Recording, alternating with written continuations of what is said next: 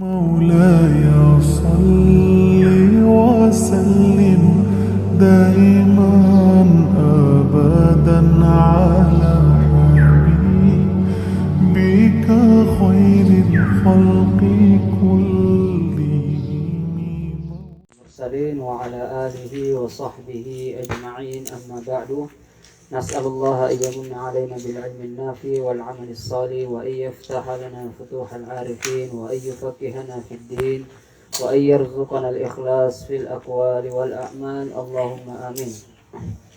Insyaallah pada pertemuan kali ini insyaallah kita akan mulai membahas berkaitan dengan fiqhul ibadah. Di halaman pertama di situ ada pembagian fikih. Yang dimana di situ ada secara umum fikih terbagi menjadi 4 bagian. Yang pertama fikih ibadah. Fikih ibadah berkaitan dengan sholat, zakat, puasa, haji dan lain-lain sebagainya. Kemudian yang kedua fikih muamalah, itu berkaitan dengan fikih jual beli, sewa menyewa, warisan dan seterusnya. Kemudian yang ketiga fikih nikah, nanti di situ ada nikah, talak, iddah dan lain-lain. Kemudian yang terakhir adalah namanya fikhu jinayah, berkaitan dengan diyat, hudud, al-qada dan seterusnya. Nah, hudud itu seperti apa? Misalnya seorang mencuri, hukumannya potong tangan. Nah, itu namanya hudud. Nah, atau kisos, orang yang membunuh maka hukumannya dibunuh, seperti itu. Di mukadimah di situ tertulis hadis Rasulullah sallallahu alaihi wasallam, "May yuridillahu bihi khairan yufaqihuhu fiddin." Jadi ini salah satu keutamaan fadilah ya, bahwasanya siapa yang diinginkan ya oleh Allah Subhanahu wa taala kebaikan untuknya, maka Allah berikan pemahaman terhadap agamanya. Artinya ketika kita sudah berniat, berazam untuk ya memahami agama Allah Subhanahu wa taala, maka itu sama artinya Allah telah menginginkan kebaikan bagi kita semua. Nah, kita mulai dari pembahasan pertama berkaitan dengan al-wudu. Ya, al-wudu. Yang pertama ini berkaitan dengan ma qabla as-shalah. Ya, amalan-amalan sebelum melaksanakan mendirikan sholat. Kemudian nanti ada di dalam sholat, kemudian nanti amalan-amalan setelah sholat. Jadi ini kita masih memulai dari apa-apa yang harus kita persiapkan, yang kita kerjakan, syarat-syarat yang harus kita penuhi sebelum mendirikan sholat. Nah, di antaranya adalah wudu. Nah, materi yang ada yang kita cetak ini adalah materi yang ya, saya pribadi ambil daripada kitab Safinatun Najah. Nah, tapi saya tidak mengambil semua. Jadi saya mengambil di sini wudu ya untuk mengangkat hadas kecil, kemudian mandi untuk mengangkat hadas besar.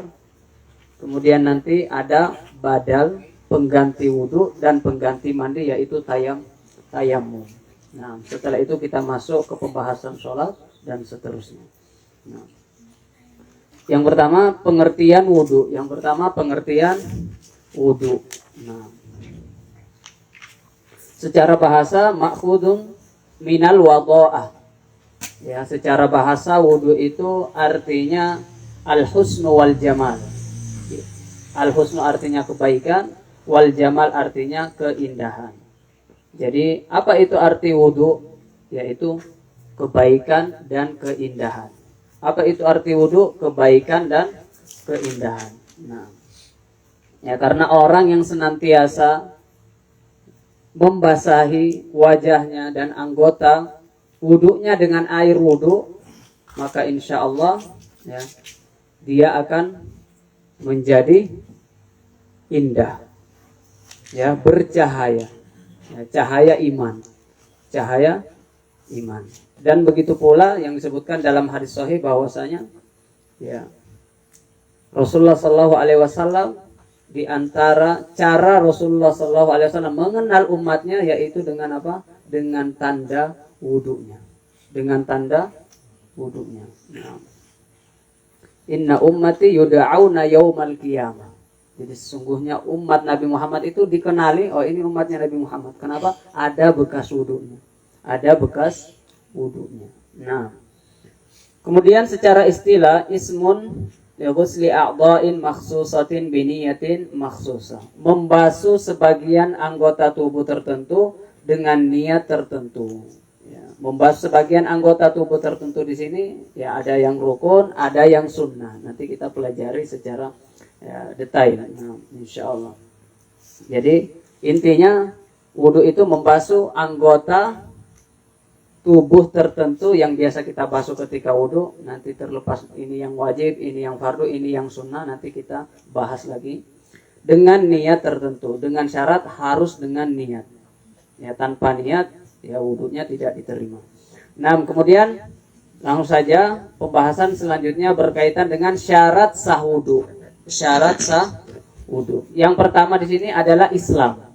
Syarat sah wudu yang pertama adalah Islam. Artinya tidak diterima ya dari orang kafir. Tidak diterima dari orang kafir. Jadi mungkin bisa ditambahkan di kitabnya. Jadi seperti ini misalnya. Islam yang pertama Islam. Nah, bisa ditambah seperti ini. Di sini orang kafir. Ini artinya ya kebalikan. Artinya tidak diterima dari orang kafir. Nah, tidak sah wudunya orang kafir. Nah, ini wadih. Yang kedua langsung saja tamyiz. Apa itu tamyiz?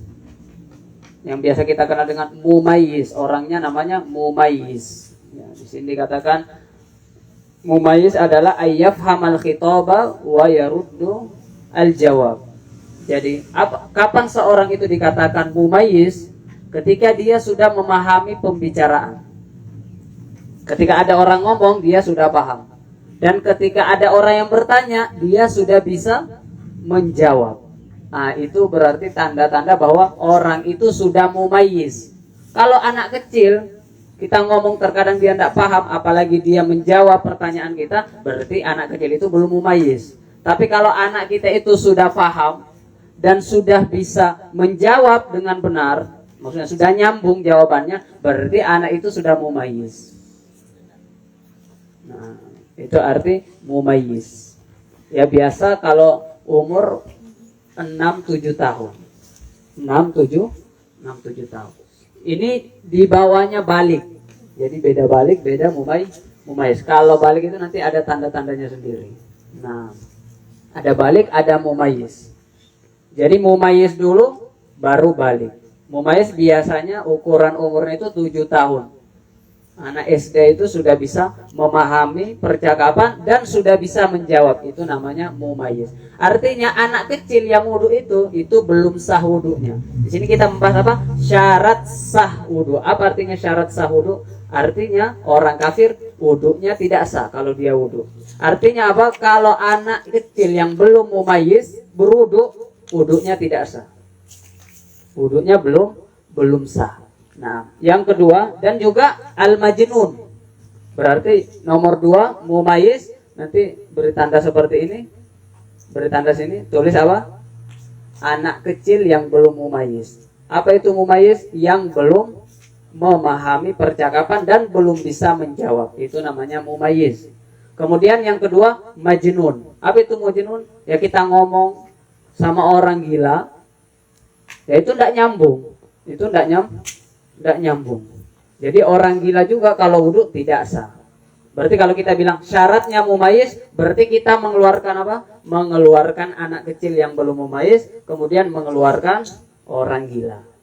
Nah, kalau kita mengatakan al-Islam, berarti kita keluarkan orang kafir, kebalikannya. Nah, dan ini istilah-istilah tamyiz ini banyak sekali di pembahasan fikih.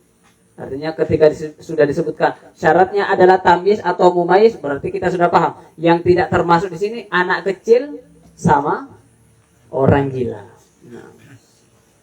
Kemudian yang ketiga, bersih dari haid dan nifas. Kalau nomor 1, nomor 2 ini khusus lelaki. Yang nomor 3 ini khusus wanita. Bersih dari haid dan nifas, suci. Suci dari haid dan nifas. Kalau ada wanita, dia haid atau dia nifas, kemudian dia wudu, wudunya itu bukan hanya tidak sah, tapi haram, dia berdosa. Ada seorang ibu-ibu lagi haid, kemudian dia wudu, ya, bukan hanya tidak sah. Yang hukum pertamanya tidak sah sesuai ini, karena syarat sah wudu itu harus suci dari haid dan nifas. Tetapi hukum tambahannya dia juga berdosa. Jadi orang haid, wanita haid, kalau dia sengaja wudu, maka wudunya ini tidak bernilai ibadah, malah bisa berbuat dosa. Kenapa? Karena ini namanya tala'ub, bermain-main. Bagaimana mungkin dia mengangkat hadas kecil padahal dia sedang berhadas besar? Orang haid itu atau nifas itu namanya berhadas besar. Orang haid, wanita nifas itu namanya berhadas besar. Gimana mungkin dia wudu? Wudu itu untuk mengangkat hadas kecil. Jadi ibaratnya itu mempermainkan agama. Ketika dia mempermainkan seperti ini, jatuhnya haram, jatuhnya dosa. Dan ini banyak juga kami mendapati pertanyaan ya, dari ibu-ibu, apakah kami dalam keadaan haid bisa wudu? Jawabannya tidak. Jawabannya tidak. Nah, kalau cuma mungkin cuci muka biasa seperti biasa, itu boleh. Mandi juga boleh. Ya termasuk nanti mandi dengan niat mandi junub misalnya. Ya, wanita haid tapi dia belum suci, itu juga tidak boleh. Itu juga tidak boleh. Nah, kemudian yang keempat, bersih dari sesuatu yang menghalangi air meresap ke kulit. Nah, ini syarat sah wudu ini sebelum wudu. Nah, bersih dari sesuatu yang menghalangi air meresap ke kulit. Apa contohnya? Ada cat di anggota wudu kita, ada cat atau ada kotoran yang dimana kotoran itu tebal, kemudian dia menghalangi air untuk sampai ke kulit kita. Ada cat, apalagi misalnya cat atau minyak tapi sudah kering, minyak padat sudah kering di sini, akhirnya minyak itu menghalangi air untuk sampai ke kulit kita. Tapi kalau minyaknya cair, tadi itu minyak padat itu menghalangi. Tapi kalau dia, di sini disebutkan di dalam syarahnya, tapi kalau minyak cair, misalnya ada minyak, ya, kalau minyak tidak mengapa. Jadi tidak menghalangi air untuk sampai ke kulit. Meskipun airnya langsung jatuh, karena ya biasanya kan minyak tidak mungkin bersatu dengan air. Jadi apa hukum minyak? Kita terkena minyak seperti ini di tangan kita, kemudian kita wudu. Ya lihat aja, kalau dia sudah padat, kalau padat yang sudah mengering, sudah lama tidak dicuci, akhirnya minyaknya kering. Nah, itu harus dikerik dulu, karena itu menghalangi. Tapi kalau dia masih sail, masih cair, itu tidak mengapa, bisa langsung wudu, meskipun airnya langsung jatuh, tidak apa-apa. Nah, kalau kalau sebelum pengantin biasa digambar itu tangannya hina. Hina itu tidak mengapa, karena itu tidak menghalangi, itu hanya warna. Jadi patokannya menghalangi atau tidak. Patokannya itu menghalangi, seperti cat. Cat itu menghalangi. Jadi orang kerjanya ngecat, kena anggota tubuhnya, ya sebelum wudu diusahakan untuk dihilangkan dulu. Supaya apa? Supaya airnya masuk. Terutama di anggota yang dimana anggota itu menjadi fardu wudu. Fardu wudu nanti setelah ini kita akan bahas apa saja fardu wudu yang wajib untuk dibasuh. Nah, kemudian jadi tadi minyak padat, cat, sama apa lagi tadi yang mampu menghalangi, misalnya kutek itu menghalangi, ya menghalangi. Tapi kalau yang gambar seperti bunga-bunga di tangan itu, ya itu tidak apa-apa, itu tidak mengapa.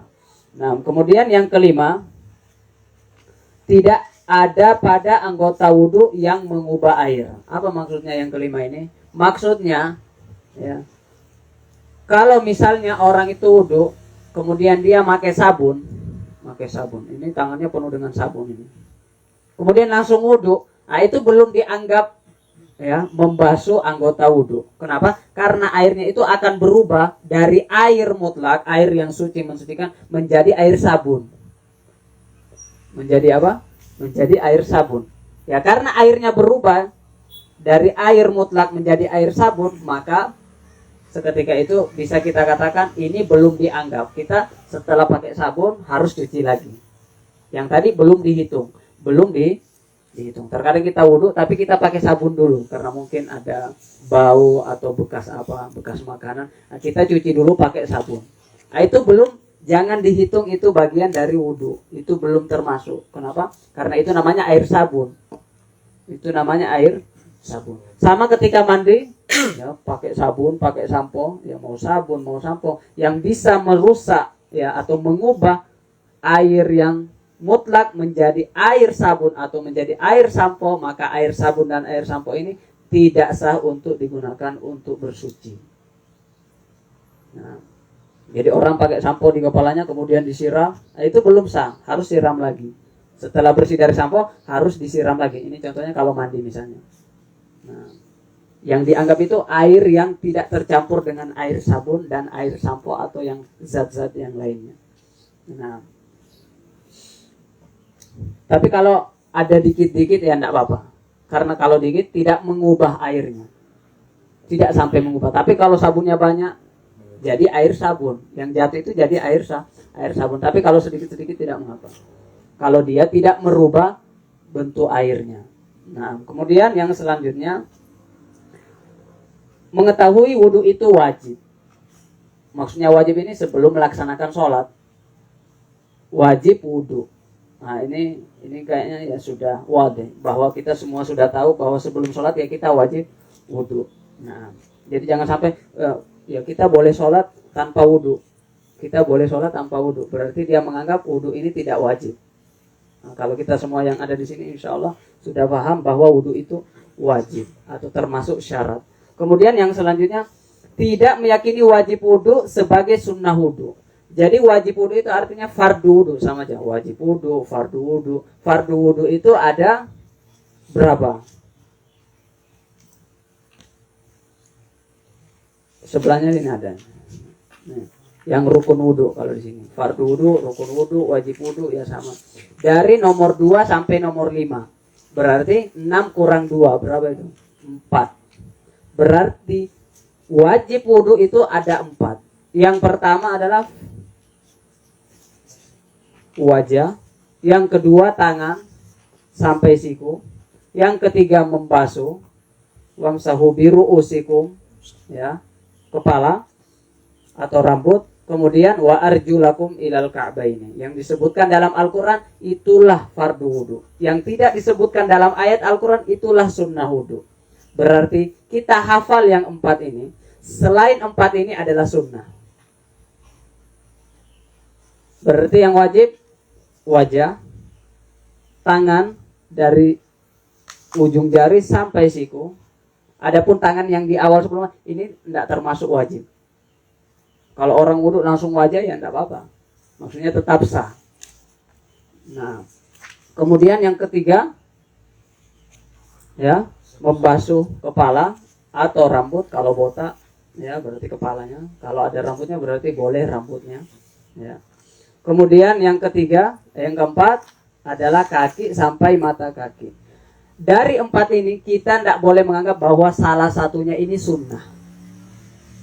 Jadi di sini dikatakan tidak meyakini wajib wudhu, maksudnya yang 4 ini, wajah, tangan, kepala, kaki, dan salah satunya tidak boleh dianggap salah satunya ini sunnah. Nah, jadi kita harus tahu yang mana yang wajib, yang mana yang sunnah. Nah, kemudian yang ke-8, airnya suci dan mensucikan. Ini yang biasa belajar, biasa kalau pernah dengar istilah air mutlak, at-tahur, al-ma'ut tahur, atau al-ma'ul mutlak, air mutlak. Ya biasa kalau kita belajar fikih ada air mutlak, air musta'mal, ada musyammas, ya biasanya. Nah, ini air suci dan mensucikan. Apa itu air mutlak? Nah, di sini disebutkan air mutlak adalah alladzi lam yuqayyad biqaidin lazim. Artinya yang tidak ada embel-embelnya. Air gitu. Kalau saya mengatakan, ambilkan saya air. Nah, kalau orang ngambil ini air, benar. Kalau saya tidak mempermasalahkannya berarti benar. Berarti ini air mutlak. Tapi kalau dia datang dengan air kelapa, ini namanya ada embel-embelnya. Air kelapa. Berarti itu tidak sah untuk digunakan. Air semangka, misalnya jus. Air teh. Nah, ini kan ada embel-embelnya.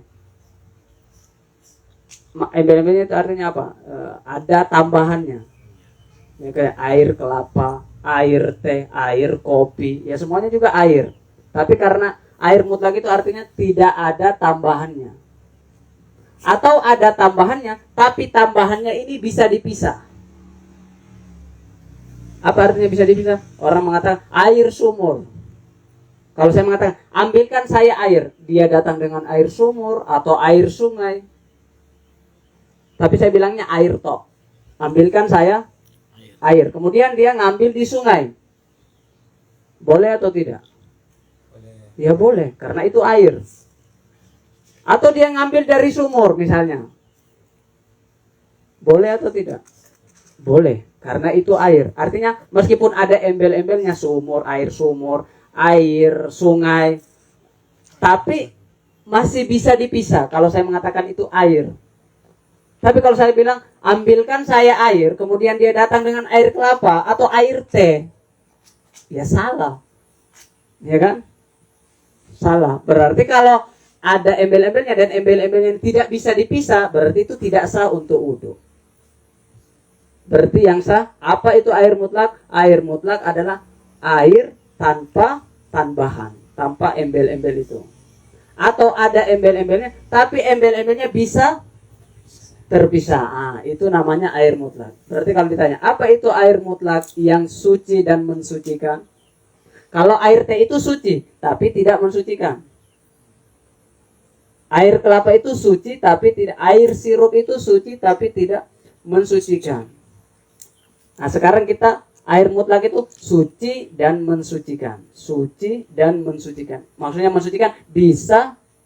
Apa arti dari suci? Suci artinya ketika air itu kena sama kita, ya tidak usah dibasuh, nggak apa-apa.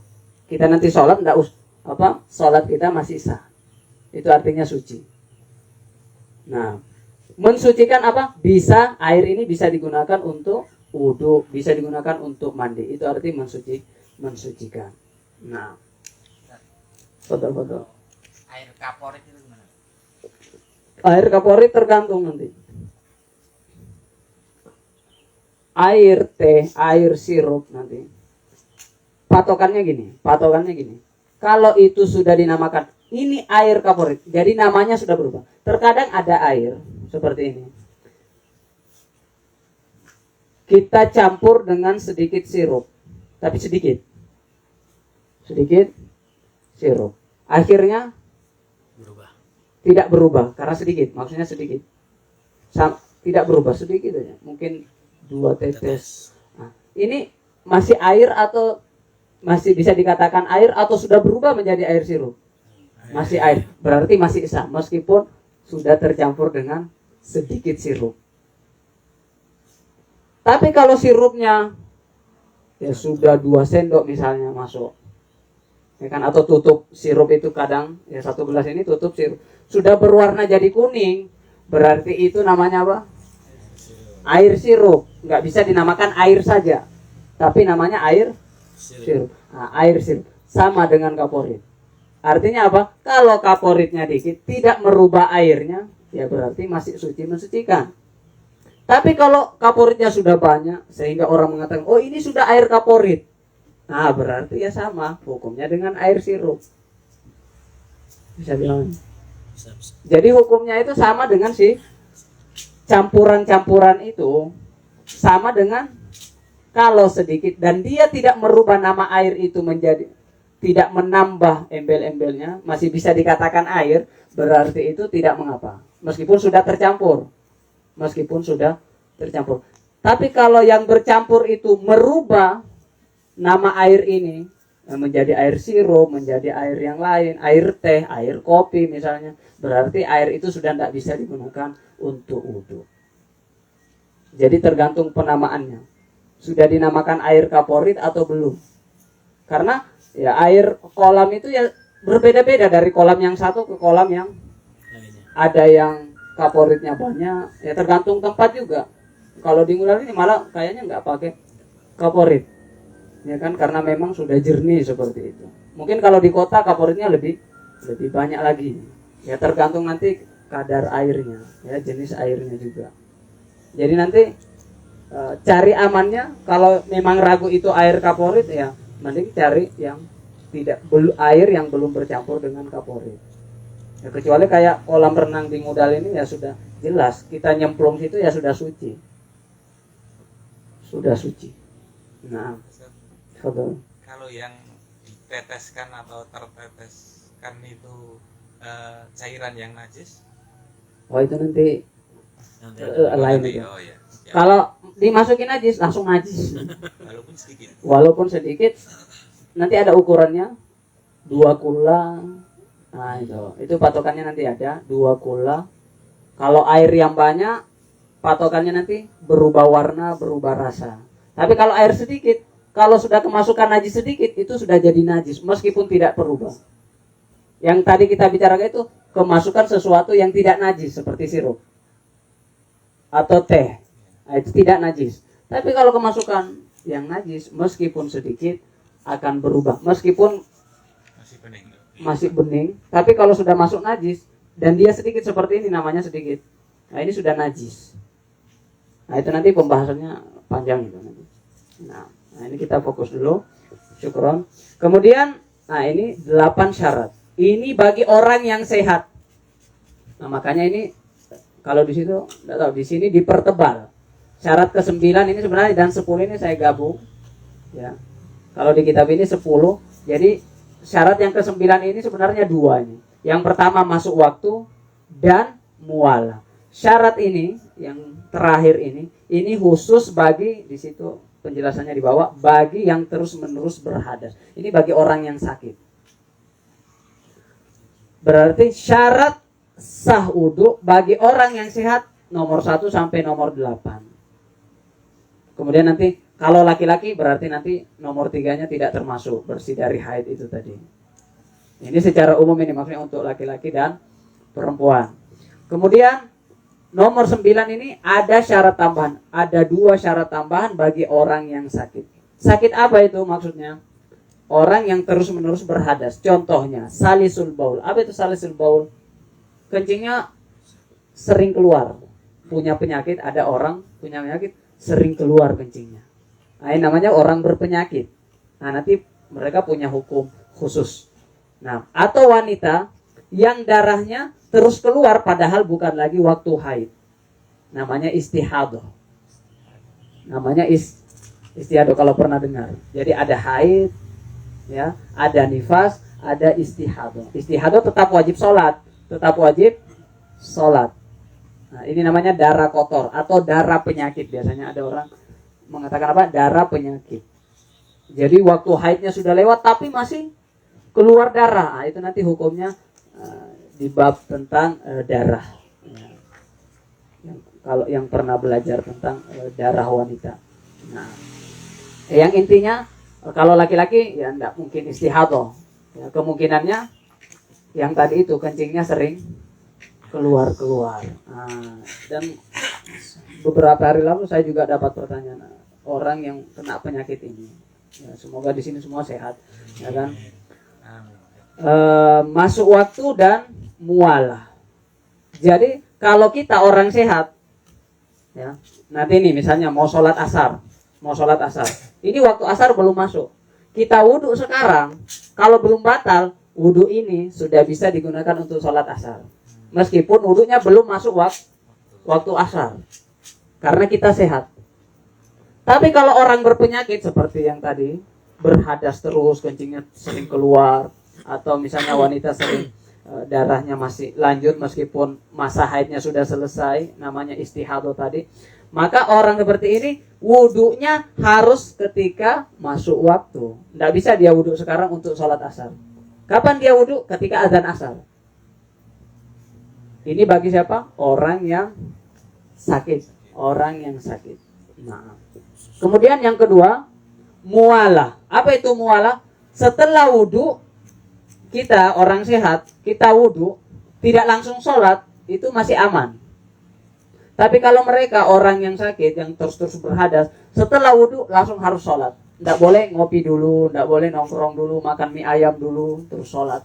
Nah itu namanya tidak mualah. Apa itu mualah? Tidak boleh dijedah. Jadi wudhu, setelah wudhu langsung sholat. Kapan wudhunya? Harus masuk waktu. Misalnya azan asar, berarti sudah masuk waktu asar. Berarti orang yang sakit sudah bisa wudhu. Sudah bisa wudhu, tapi setelah wudhu tidak boleh dia nongkrong dulu, tidak boleh dijedah dulu. Dia langsung harus sholat asar. Berbeda dengan orang sehat. Orang sehat kita wudhunya azan asar, sholatnya jam 5, itu masih sah wudhunya. Selagi tidak batal ya. Selagi tidak batal. Kita wudhu, kemudian kita nongkrong dulu, ya tidak apa-apa. Kita ngopi dulu, ya tidak apa-apa. Nah, selagi wudhunya sah. Selagi wudhunya sah. Jadi ada syarat tambahan bagi orang yang sakit. Tentunya orang yang sakit syaratnya tadi termasuk yang 8 tadi. Itu juga syarat bagi orang yang sakit. Kemudian ada syarat tambahan 2. Yang nomor 9 ini hitungannya 2. Berarti sebenarnya syarat bagi orang yang sehat 8. Syarat bagi orang yang berapa? 8 tambah 2 10. Apa yang 2 tambahan, syarat tambahan ini? Masuk waktu dan mualah. Apa itu mualah? Itu namanya mualah. Tidak boleh dijeda. Kemudian mungkin bisa ditambahkan. Ini yang ada di Safinatun Najah. Tapi ada penambahan dari syarah. Mungkin bisa syarat tambahannya nomor berapa berarti? Anggaplah nomor 11. Ya enggak apa, nomor 11. Atau nomor 10, ya bebas saja. Syarat tambahannya adalah menghilangkan najis dulu. Izalatun najasa al-ainiyah. Al-ainiyah. Itu bahasa Arabnya. Jadi apa maksudnya? Izalatun najasa al-ainiyah. Menghilangkan najis dulu. Orang sebelum wudhu, kalau dia terkena najis, dia harus hilangkan najisnya dulu baru wudhu. Jadi misalnya dia terkena najis di tangannya, di sini, mohon maaf, ada kotoran hewan. Ya, terkena kotoran najis. Sebelum wudhu dia harus hilangkan. Nggak boleh langsung. Nggak boleh langsung. Dihilangkan najisnya dulu, bersih dari najis, baru kita wudhu. Baru kita wudhu. Ini syarat tambahan. Kemudian syarat tambahan selanjutnya mungkin bisa ditambahkan lagi. Ya. Yang samping ini kosong, mungkin bisa di sampingnya. Terserah nanti mau dibawanya di sana. Ini kan kosong, ini bisa menjadi catatan juga. Nah, ini sengaja dikosongkan untuk catatan nanti, tambahan-tambahan penjelasannya. Nah, apa syarat yang selanjutnya tadi? Jaryul ma'i ala jami'il udwi. Airnya harus ngalir. Airnya harus mengalir. Nah, ya tentunya nanti kecuali kepala ya. Kecuali kepala. Kepala itu tidak harus ngalir karena itu mengusap. Yang harus ngalir sini maksudnya yang dicuci selain kepala. Harus ngalir. Artinya kalau cuma kena air itu belum sah. Jadi orang ngambil air sedikit terus dibasuh saja itu tidak sah. Harus ngalir airnya. Harus ngalir.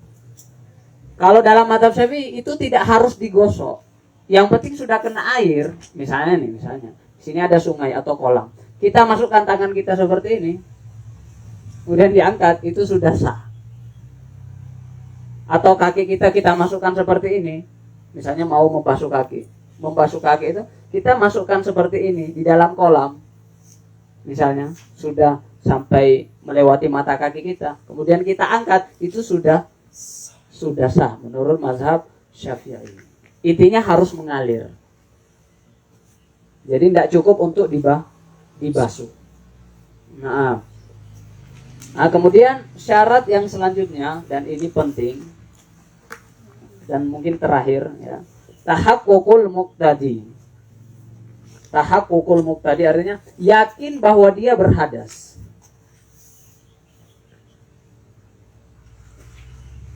Yakin bahwa dia berhadas.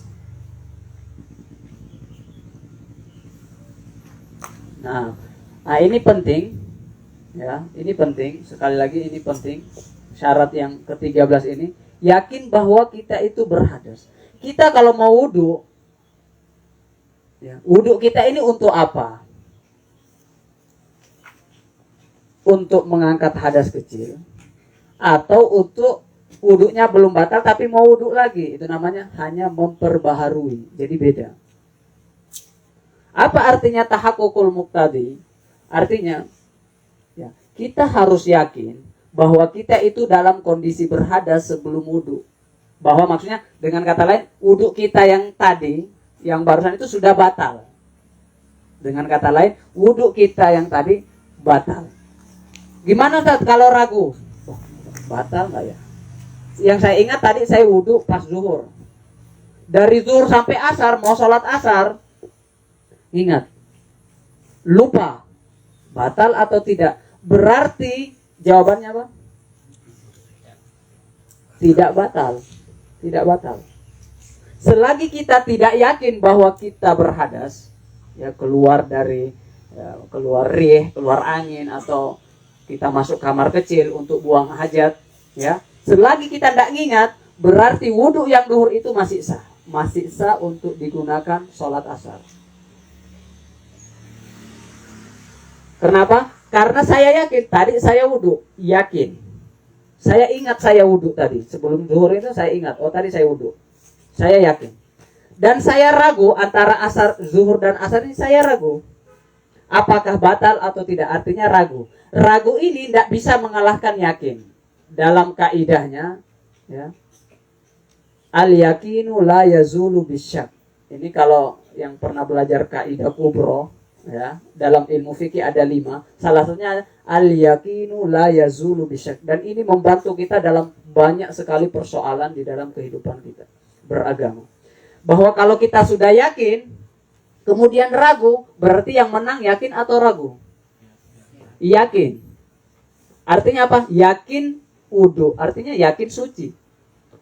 Ragu batal atau tidak, berarti tinggalkan keraguan-raguan ini, ambil yang yakin. Berarti kita, kecuali kalau yakin keluar angin, berarti batal. Yakin dengan yakin.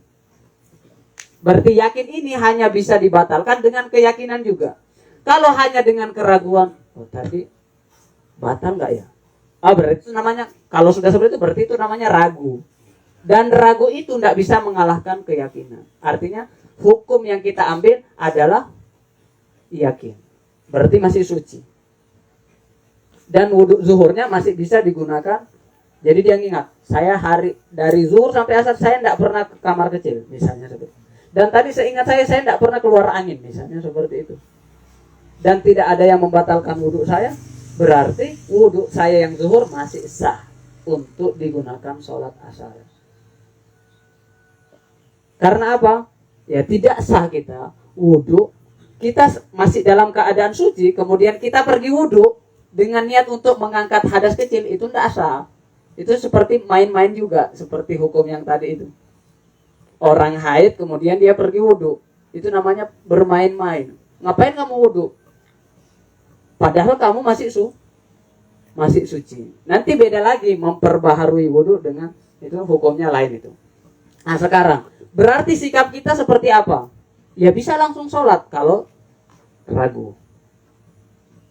Tapi kalau kita mau wudhu lagi, ya boleh. Tapi niatnya bukan mengangkat hadas kecil. Niatnya saya wudhu ini karena untuk memperbaharui wudhu, bukan wudhu yang wajib. Jadi beda wudhu yang wajib. Wudhu yang wajib itu ketika kita berhadas. berarti kita wajib wudhu baru sholat. Tapi kalau selama wudhu kita tadi tidak batal, kemudian kita mau wudhu lagi sholat asar tadi seperti contohnya, ragu misalnya, berarti masih sah. Saya pergi wudhu lagi, tapi wudhu itu diniatkan bukan untuk seperti yang pertama, bukan wudhu wajib, itu namanya wudhu untuk memperbaharui. Namanya tajdidul wudhu kalau bahasa Arabnya. Tajdidul wudhu, untuk memperbaharui wudhu. Sekarang seperti ini. Nah, yang mana lebih afdol? Langsung sholat atau wudhu lagi, memperbaharui wudhu? Misalnya ini kita ragu tadi. Jadi kita sudah wudhu, kemudian kita ragu, artinya apa? Kita masih suci. Kita tidak berhadas. Kita mau sholat. Yang lebih afdol yang mana? Kita langsung sholat atau kita perbaharui wudhu lagi? Kira-kira jawabannya. Tergantung kondisi. Lihat, tergantung kondisi. Kondisi pertama, kalau wudhu yang tadi, yang kita ingat, oh saya wudhu tadi, itu sudah digunakan untuk sholat, berarti lebih afdol kita wudhu lagi. Meskipun itu tidak wajib, meskipun kalau dia tidak wudhu sudah sah sholat asarnya. Tapi karena wudhunya tadi sudah digunakan untuk sholat yang wajib, maka lebih afdol wudhu, perbaharui wudhu lagi. Tapi kalau misalnya mau pergi kerja, misalnya mandi, ya kan, mandi jam 8 pagi, kemudian sunnahnya ya kita wudhu, senantiasa apa? Menjaga wudhu kita, mau kita sholat mau tidak sholat, ya usahakan kita ini dalam kondisi suci terus. Nah itu sunnahnya. Ada orang jam 8 mandi, kemudian dia wudhu. Artinya apa? Dia yakin wudhu. Kemudian datang sholat, waktu sholat zuhur, jam 8 pagi, sholat zuhur. Dan dia mengingat, dari jam 8 tadi seingat saya belum batal. Saya tidak pernah ke kamar kecil, dan saya tidak teringat bahwa saya buang angin misalnya. Saya tidak batal. Azan zuhur. Kalau seperti ini, sunnahnya langsung sholat. Tidak usah wudhu lagi. Kenapa? Karena wudhu yang jam 8 tadi belum digunakan untuk sholat fardu. Jam 8 sampai zuhur belum ada sholat fardu, ya kan? Nah, jadi kalau ditanya orang belum batal wudhunya, lebih afdol wudhu lagi atau langsung sholat? Jawabannya tergantung. Kalau wudhunya tadi sudah digunakan untuk sholat, lebih afdol wudhu lagi. Nah, tetapi nanti melihat situasi. Kalau misalnya langsung sholat juga nggak apa-apa. Kenapa? Ya karena jamaahnya sudah dimulai misalnya. Kalau saya pergi wudhu lagi nanti ya ketinggalan jamaah misalnya, ketinggalan takbiratul ihram misalnya, fadilah takbiratul ihram. Jadi pintar-pintar aja kita melihat situasi. Tapi kalau waktunya masih panjang misalnya sebelum sholat, kita mau memperbarui, ya tafadhol, itu yang lebih afdol. Ini bisa dihormati. Nah, ini kan biasa kita ragu, ini batal tidak? Apakah wudhu lagi atau langsung sholat? Nah, itu jawabannya seperti itu. Nah, apalagi kalau di tempat yang dingin, ya kan, takut terkena air misalnya, ya kan, kedinginan, ya nggak usah wudhu, tidak usah wudhu selagi kita belum yakin bahwa kita batal. Kalau masih ragu, belum termasuk, ya buanglah, dak ma yuribuk, tinggalkanlah keraguan-raguan, ila ma la yuribuk, kepada sesuatu yang tidak meragukan. Nah, sesuatu. Faidahnya apa tadi? Al yakinu la yazulu bisyak. Keyakinan itu nggak bisa dikalahkan dengan keraguan. Sama posisi kita sholat. Ini 2 rakaat atau 3 rakaat? Ambil yang mana? Ambil yang yakin. Yang yakin yang mana? Yang 2. Yang sedikit itu namanya yakin. Otomatis itu yakin. Ragu itu 3. Boleh jadi 3, boleh jadi 2. Tapi kan tidak mungkin 1. Berarti yang yakin 2. Yang ragu ambil yang mana? Buang yang ragu, ambil yang yakin. Jangan itu, waduh, kayaknya bagusnya 3. Tadi ini 3 atau 2? bagusnya 3. Enggak seperti itu. Ambil yang sedikit. Karena yang sedikit itu yang yakin. Dan yang banyak itu yang ragu. Apa artinya ragu? Ya boleh jadi 3, boleh 2. Tapi kalau 2 sudah pasti 2. Ya kan? Sudah pasti 2 dan 3 ini. Saya ragu 2 atau 3. Pasti 2. Tapi kalau 3 ini masih ada kemungkinan jadi 2. Berarti namanya ragu. Ambil yang 2, buang yang. Makanya satu kaidah tadi itu al-yaqinu la yazulu bisyak. Itu pada banyak kondisi, banyak ibadah, banyak permasalahan yang bisa selesai dengan satu kaidah. Namanya kaidah besar di dalam bab fikih. Ada al-umuru bimaqasidiha, ya kan? Kemudian ada al-yaqinu la yazulu bisyak, kemudian ada al-masyaqqatu tajlibu taysir, kemudian la darara wa la dirar, kemudian yang terakhir al-adatu muhakkamah. Ya, sesuai adatnya. Nah, berarti ini ada berapa syarat tadi? Ada 13. Ya, di dalam matan ada 10, 9 kalau di sini, ya, 10. Kemudian ada tambahan dari Sohib Nailir Roja, ya, syarat, salah satu syarat dari Safinatun Najah, ditambahkan beberapa syarat yang tadi saya sebutkan. Nah, sudah habis waktunya.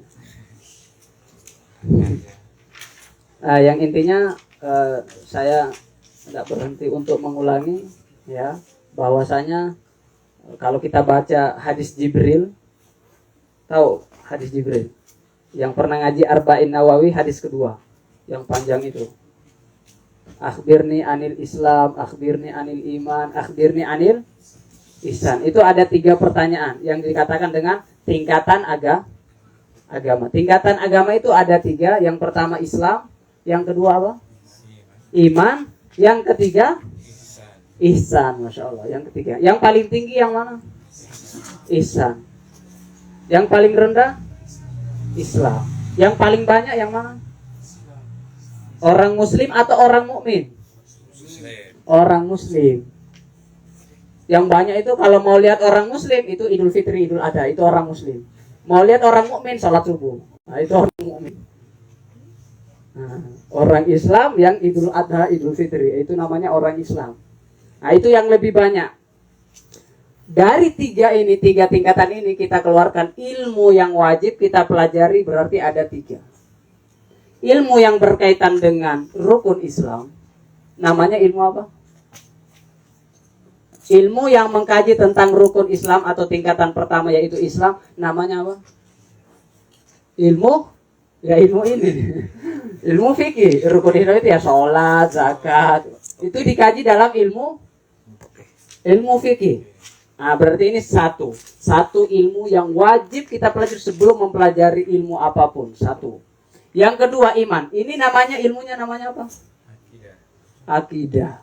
Atau tauhid, ya sama. Akidah atau tauhid. Iman kepada Allah, iman kepada malaikat, itu namanya ilmu.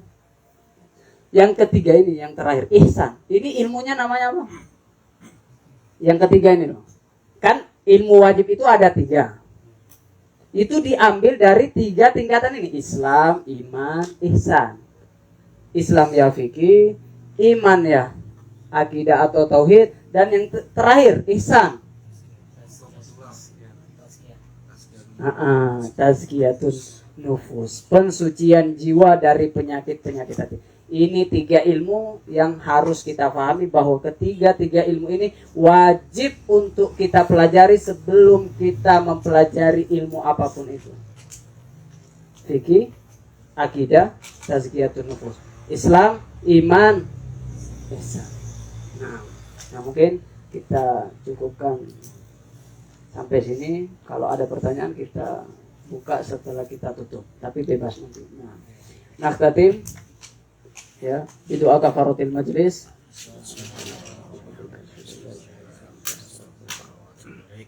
Wassallallahu ala sayyidina Muhammad. Syukran wa barakallahu fikum. Ilaikum minni atyabut tahiyya. Assalamualaikum warahmatullahi wabarakatuh.